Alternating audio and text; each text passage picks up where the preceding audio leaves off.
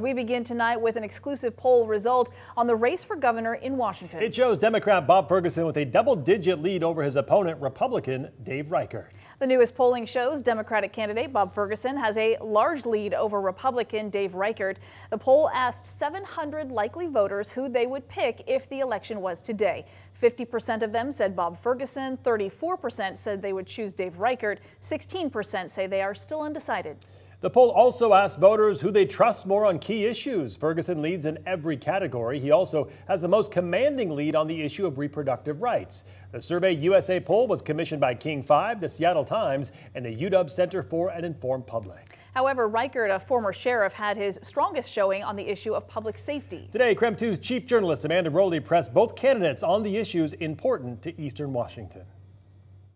We're only 3 weeks away from Election Day. Today, Dave Reichert and Bob Ferguson shared why they should be Washington's next governor and what they think of the latest poll numbers. I mean, obviously, we're pleased with the poll results, but we take any poll with a grain of salt, right? But rather be ahead than behind. Come the Election Day, hopefully, millions of voters have spoken.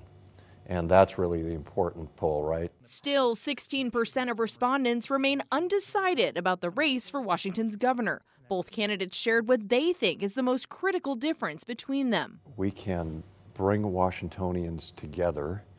There's an opportunity here for us to have a moderate Republican governor who can work with a Democrat House and a Democrat Senate. We're facing many challenges as a state.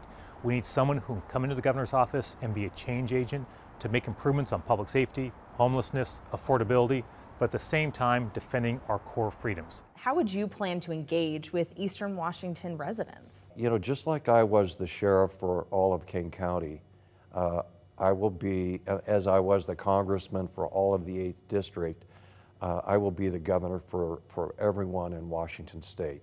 Does that come in the form of more often visits to Eastern Washington? Yeah, I think does you that got look to. like? Yeah, absolutely. I think you have to. It's not just visits, but you have to listen to people. First of all, I've lived and worked on both sides of the mountains. Number two, when I launched my campaign, I literally launched it in Spokane. My second stop was the Tri-Cities. Only then did I come to the west side of the mountains. So I'm trying to communicate throughout my time as Attorney General and standing up for all Washingtonians, and in my campaign for governor, I plan to be governor for all Washingtonians. Following Spokane County's 2 massive wildfires last year, homeowners have criticized the state's response.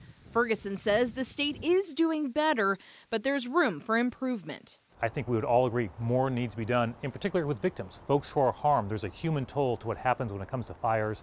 As a governor, we'll make sure we're helping those folks out. Reichert believes the state should be doing more. He plans to make a deliberate and immediate effort to help wildfire victims. We've got to get immediate assistance. It's an emergency management plan that should be in place that ensures that people get the help they need as soon as possible. Now, as for Washington state's gun laws, Ferguson maintains his support for banning the sale of assault-style weapons and what the state considers high-capacity magazines.